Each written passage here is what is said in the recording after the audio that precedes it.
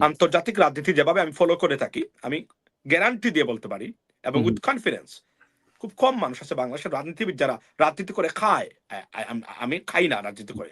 যারা রাজনীতি যাদের পেশা, তারও এতটুকু খেয়াল রাখে কিনা, I have a doubt about that. আমি দেখি নাই যে একটা দেশের এক্সিস্টিং সেনাবাহিনীকে এতটা নোংরা ভাবে, উলঙ্গ ভাবে একজন এক্সিস্টিং সেনা প্রধানকে এমন ভাবে কেউ আঘাত করতে আমি আমার জীবদ্দশা কোথাও দেখিনি আমি। This is unprecedented. মানে আমরা হোয়াট উই ডুইং আমরা।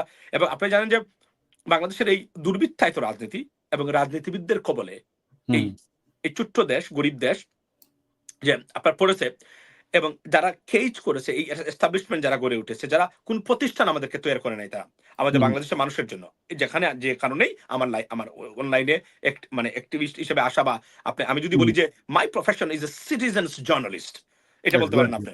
আমি citizens journalist, is my profession. এটা আমার ডেজিগনেশন হওয়া উচিত, বা আমাদের, আপনাদেরও।